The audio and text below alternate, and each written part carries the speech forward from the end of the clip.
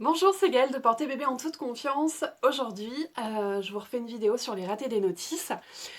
On voit de tout, je me suis amusée, j'ai fouillé les notices, les vidéos qu'on peut trouver sur YouTube. Et alors, vous verrez, il y a une super surprise à la fin que je vous ai détaillée parce qu'elle vaut vraiment le détour. C'était tellement improbable qu'il fallait que je vous la fasse. Après, voilà, les autres, c'est ou des choses qui sont dépassées, ou non, je n'ai pas d'explication pour d'autres. Pourquoi? Je sais pas pourquoi. Euh, alors, il y a des choses que j'ai trouvées dans des notices de très grandes marques qui sont des marques d'excellente qualité. C'est pas parce que la notice propose des choses pas forcément adaptées ou dépassées que l'écharpe qu'ils vendent n'est pas bien. Ça n'a strictement rien à voir. Je peux pas vous dire pourquoi même les très grandes marques nous font des notices pas forcément top. Je sais pas. J'ai pas de réponse. Mais c'est ainsi. Sur YouTube, quand j'ai cherché... Alors, par exemple, vous verrez, il y a un truc en Maïtaï nouveau-né. Je me suis donc inspirée d'une vidéo que j'ai trouvée très rapidement. Et quand on est parent débutant, ben forcément, on ne sait pas ce qui est juste ou pas. Et donc c'est un peu le but de cette vidéo. Voilà, je vous laisse découvrir les petites choses. Alors, un des premiers ratés voilà, que j'ai trouvé, et c'est le Maïtaï pour nouveau-né. Alors déjà le Maïtaï, c'est plutôt recommandé vers 4-6 mois sur un bébé qui a un bon tonus du dos, hein, pas avec un nouveau-né déjà à la base. Mais alors là, nous avons le coup gagnant, les pieds sont à l'intérieur. Je vous montre. En fait, on met bébé contre soi en position grenouille, on rabat le tablier, et puis on noue et puis c'est réglé. Voilà. Alors en plus bébé s'étouffe. Euh, non, non, jamais. S'il vous plaît, ne faites pas ça. Voilà. Quel que soit l'âge de l'enfant, il a toujours les pieds à l'extérieur du moyen de portage. Hein, sinon il va pousser, il va être inconfortable, il va avoir des tensions. Enfin, vraiment, c'est pas bon pour lui. Ensuite, là, votre bébé, le gros risque, c'est qu'il se tasse, que ses voies respiratoires ne soient pas dégagées, et du coup qu'il s'étouffe. Donc voilà, un joli raté d'installation en Maïtaï pour nouveau-né, les pieds à l'intérieur. Alors là, nous avons un enveloppé croisé, pan déployé avec un nouveau-né, et la tête sous le pan. Donc on a sur ce nœud-là deux erreurs. Avec un nouveau-né, si on déploie les pans, on va forcer son écart de hanche. Vous voyez, ma pauvre petite Sidonie, là, il faudrait plutôt, je ne peux pas, qu'elle ait ses petites jambes comme ça. Elle fait 50 cm, elle est toute petite. Ça, déployer les pans en enveloppé croisé, c'est ok avec un enfant de 4 mois, pas avant. Deuxième problématique, le pan sur la tête. Je sais, pour beaucoup de parents, vous ressentez le besoin que la tête de votre bébé soit maintenue, vous avez peur qu'elle parte en arrière. En fait, si votre bébé, sa tête ne vient pas naturellement se poser contre vous, c'est qu'il faut revoir votre installation et la bascule. Là, on a deux risques. D'abord, un bébé qui se tend, qui n'est pas bien. C'est vraiment un risque. Et ensuite, il va se retrouver avec le nez qui se colle contre la poitrine. Hop, on n'aura forcément pas un serrage optimal, donc un mauvais serrage, un bébé qui se tasse.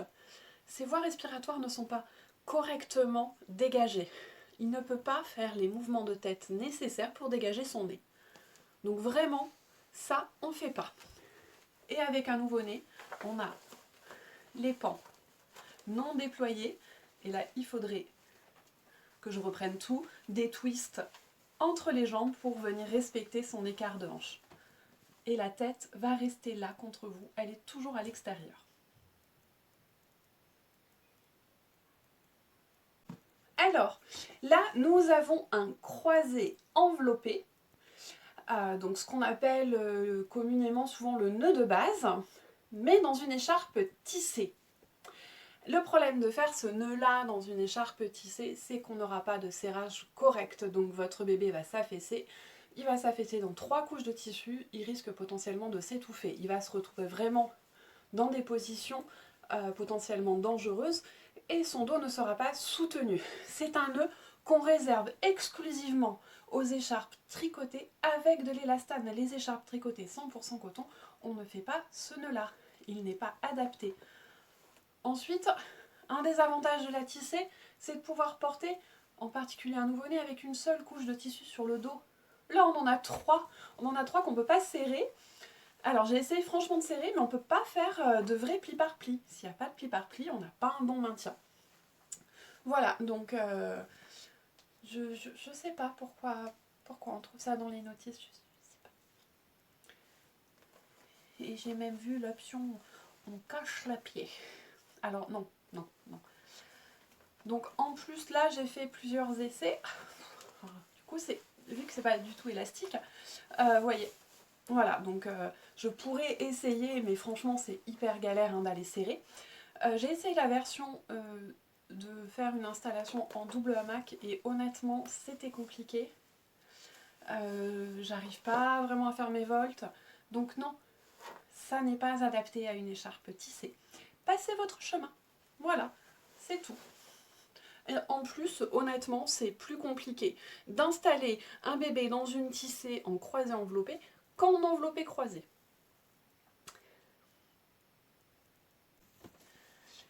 Alors, j'ai parfois des parents qui me présentent une installation en sling avec un nouveau-né, avec les pieds à l'intérieur, ou qui vont poser la question de à partir de quand on sort les pieds de bébé. On les sort dès le début. Même si votre bébé fait 2 kg, même s'il est minuscule, on sort toujours les pieds à l'extérieur. Tout ce qui est installation en grenouille, non. Ça va créer des tensions, ça va surstimuler le réflexe de marche, il va pousser sur ses pieds. Donc vos petits pieds de votre bébé, ils sont sortis du sling. Et on ne fait pas ça non plus. Voilà. Hein, ça, on le voit dans vachement de notices. Alors on a des notices où c'est la tête. On répète, voilà, bébé va pousser sur sa tête et on a un risque de suffocation. Et puis alors la totale, c'est le bébé entièrement caché dans le sling, tête et pieds, il n'y a plus de bébé. Potentiellement, il n'y a plus de bébé. C'est hyper dangereux, mauvais pour lui. Il a vraiment des tensions au niveau des jambes. Donc non, ça, on fuit. La règle de base, bébé à la verticale, la tête à l'extérieur et les pieds dehors. Voilà, même avec un nouveau-né, même avec un tout petit. Parole de maman qui ne sait faire que des bébés de 2,5 kg, je leur ai sorti les pieds, je vous assure. Voilà. Alors, je vous ai gardé une petite surprise pour la fin. Le best de ce que j'ai pu trouver de pire dans les notices, qui est un nœud de base, donc un croisé enveloppé en portage d'eau, mais face au monde. Donc en extensible. Alors déjà, l'extensible à la base, c'est pas hyper sécure pour le dos, mais là c'est le pompon. Et en plus, je suis sympa, je vous le montre vraiment, pas simplement fini, parce que l'installation vaut le détour, et je n'ai pas trouvé comment la faire toute seule, sans me déboîter une épaule. J'ai quand même un peu besoin de mes épaules. Donc surtout, ça, vous le faites pas. Donc déjà, aller passer les pans franchement dans le dos, dans la poche, c'est un peu... faut être souple.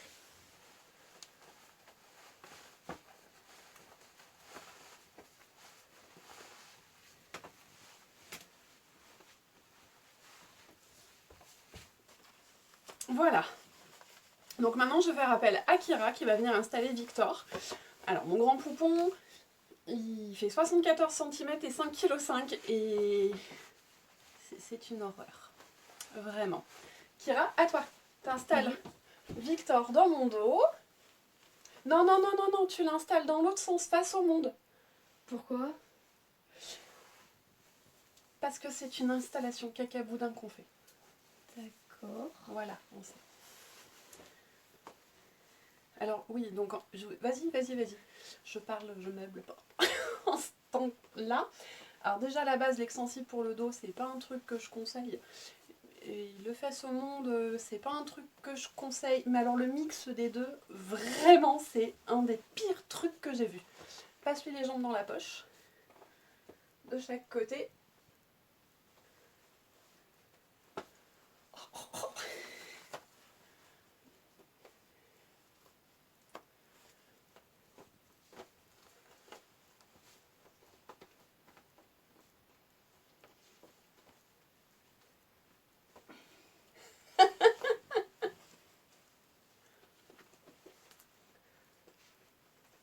Donc en plus on déboîte les hanches de Victor, visiblement dans mon dos.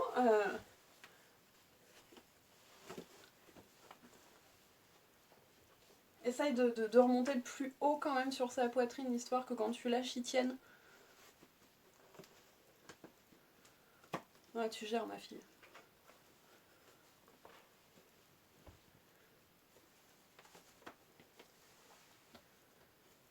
Vas-y, vas-y, vas-y. Et maintenant tu remontes à la troisième couche.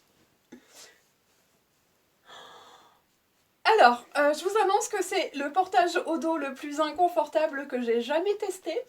Ses fesses sont en appui sur mes vertèbres, il penche en avant, ça tire de tous les côtés. Et en plus, clairement, s'il a quoi que ce soit, je peux pas voir son visage. Enfin, c'est une torture pour lui comme pour moi. Il est clairement pas en sécurité, puisque l'écharpe, difficilement, on peut la remonter. Donc là, on est vraiment sur quelque chose, en plus d'être non physiologique, qui est dangereux. Et je pense que de toute façon, même si on veut suivre la notice, si on le teste une fois, on le refait plus jamais de toute sa vie.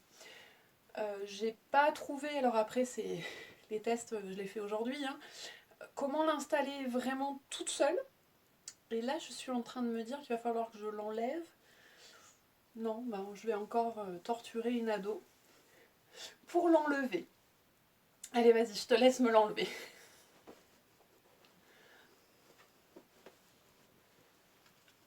Pauvre Victor.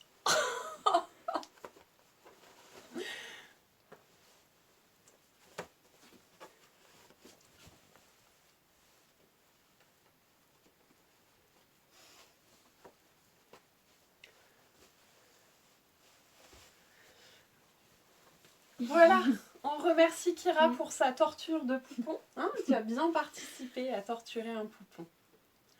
Alors, j'espère que cette deuxième petite vidéo sur les ratés d'Inotis vous a plu. Alors moi, je vous avoue que la séquence dans le dos face au monde m'a valu un bon fou rire et je remercie ma grande fille de m'avoir aidée.